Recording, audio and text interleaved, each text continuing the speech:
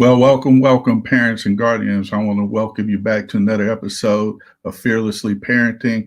And today I want to conclude our talk about the D-wired child, the dominant child. Hi, my name is Stan Lewis, and I'm an executive director with the John Maxwell team. And I'm excited to have you here with us today as we discuss the D-wired child. So let's first start off with their strengths. They're confident and driven, really results oriented. They're task oriented, and I'm a D. I have to admit today I'm going to be talking about myself, good and bad. And I am very task oriented, and sometimes to the exclusion of things that would be a benefit to me, and the exclusion of things that would be a benefit to me also. But sometimes that could be a stumbling block. It could be a blind spot. But they are decisive and they are action takers. Now, they're annoyed by people who are indecisive, because the D-wired child, they know what they want to do. And if they're having to wait behind somebody that's, trying to figure out what they want to do, it can be annoying. Let me give you an example. It's sort of like going to a restaurant and you go in and you know exactly what you want.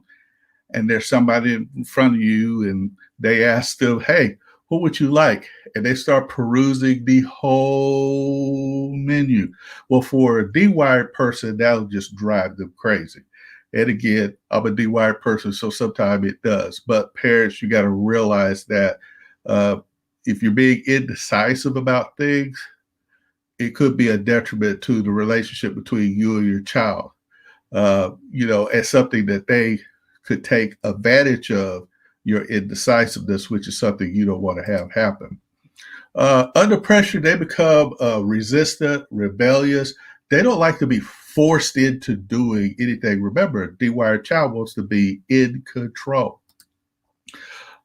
D's say what they think, and they're very direct. So they run the risk of hurting other people's feelings. And this is important. They say what they think, and they're very direct. That is how they are built. And you have to give them some training and so that they can take this blind spot, call it what it is, and not have that be a major detriment in their life. But the way that God made them, they will say what they think, and they're going to be very direct. And sometimes that's going to hurt other people's feelings. So if they're direct with you and say what's on their mind, a lot of times that's not out of malice. That's not meant to hurt you or to harm you. It's just who they are. Now, there are times when it's not appropriate, and you have to call them out on it. I'm not saying let them get away with it. My dad and mom never let me get away with it, but I'm just saying that's part of their makeup. Now, most times they're not trying to hurt someone's feelings. They're just stating the facts with no fluff. They just lay it out there. But again, sometimes you got to have them tweak their language a little bit. It's all part of growing. Now, when disciplining or correcting your D-wired child, give one warning, max. Then immediately go to your corrective action for them. And you don't want to say, well, I tell you what, I done told you one time. Okay, so now I'm telling you again, 2 is too many. 1 is enough. And I would say this for all kids, but particularly the D-wired child, 1 warning is enough, then immediately go to your correction for them. Get right to the point with them. Focus on action and be specific about what needs to be done to correct their inappropriate behavior. Now, parents, this is going to require you to be sensible and logical with them. They tend to rebel when discipline lacks a logical explanation or sense of fairness. Now, there are going to be times when you ask your child to do things and you do not have the time at that point to explain why you want them to do it or to address a sense of fairness. I totally get that. But whenever you can, take the time with a dewired child and walk them through the logic path and talk to them about the sense of fairness. And one lesson we all got to learn is not everything is fair. That's just the way it is. Life is not fair. Unfair things are going to happen. You're going to have to get up, dust yourself off, and move on down the road and let it go and move forward. And that's what you have to teach your children, and particularly the dewired child. Clarify who's in charge. You know, there are some parent households, and I'm not talking about parents. I don't mean to pick on any particular person, but there are times where all parents don't really clarify who's in charge. Well, with a dewired child, you have to clarify who's in charge, and don't give in to their ultimatums, because you're the mom, you're the dad, you're the guardian, you're the uncle, aunt, whatever guardianship position that you have, you're in charge. Act like it. Do not give in to ultimatums. Teach them to accept the importance of limits and boundaries, even if they don't agree. That's okay. You know, I'm seeing it this way. You're seeing it this way.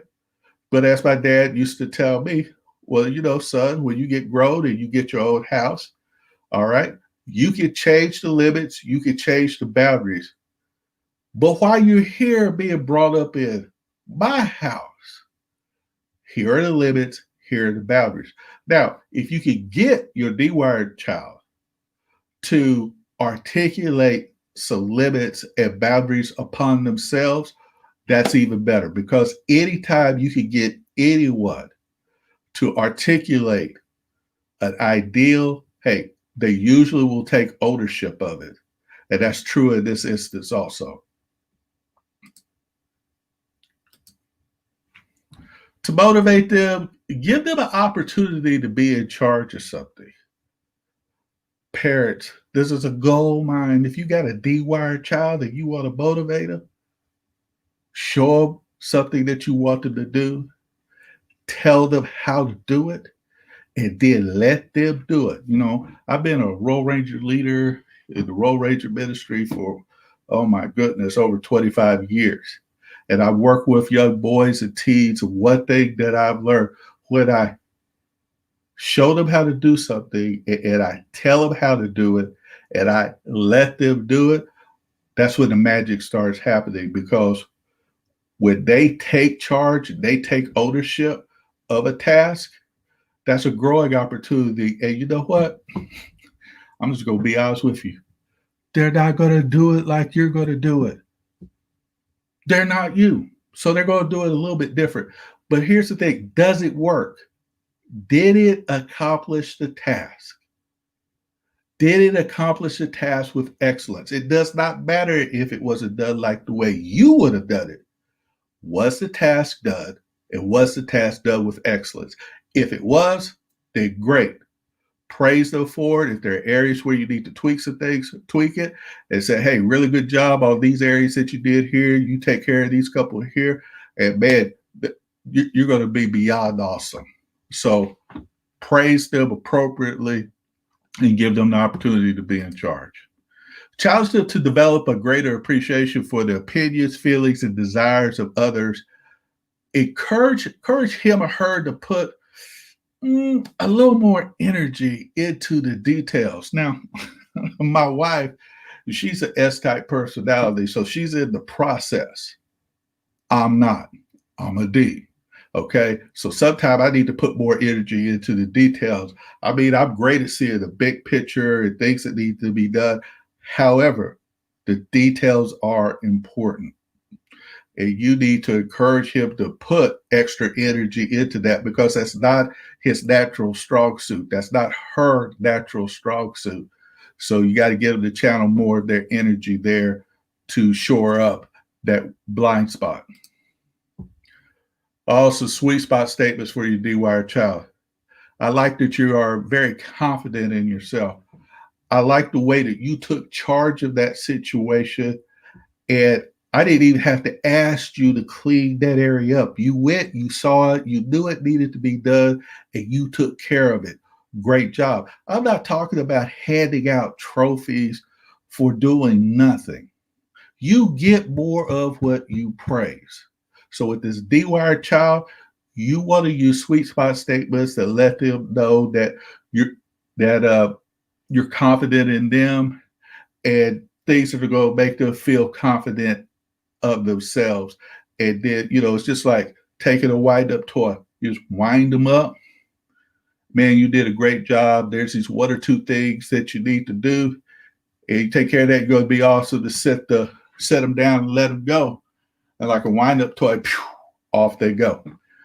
And they're going to do it again. They're not going to do it like you're going to do it. But the more they do something, the more experience that they get, the better child you're going to have that you're rearing as a parent. Other things you can say, I like that you set your mind to something and you go after it. Or you can say, I like that you are committed and decisive. These are all magical words for the D-wired child. Now, that's basically all that I have for you for this particular episode. For the last few weeks, we've been talking about family communication. And what I hope and what I've been trying to encourage you to do, parents and guardians, is to engage and interact with your children, to learn to speak to them in their language and find out about your language too, so that they in turn know how mom and dad, how you as a guardian need to be spoken to. They learn about your language so when they come to you, they speak to you in a manner that you're going to understand. And you're also, by having them do this, when they go out into the real world as adults, they already know that there are going to be different types of people, and they are ready to effectively communicate and connect with other people. But it starts in the household. All right. It starts with good family communication. Well, that's all that we have for you for this particular episode. I hope you enjoyed it. I hope you got a lot out of it. If you would like an assessment, we would love to send you an assessment. You'll find a link to my website where you can purchase an assessment for your child. And if you look at it and go, well, Stan, I got 4 kids, and for me to get those assessments, I just can't afford that. Well, then email me at slewis@inwardjourney.com, slewis@inwardjourney.com, and inward is without an I, inwardjourney.com. And you'll also find my email address down here. Email me. There's no shame in that. Here's what my number one goal is. My number one goal is to come stand beside you as parents and guardians and help you become the best version of your family that you can become, and become the best version of parent that you can become. So again, until next time, go forth and fearlessly parent. God bless.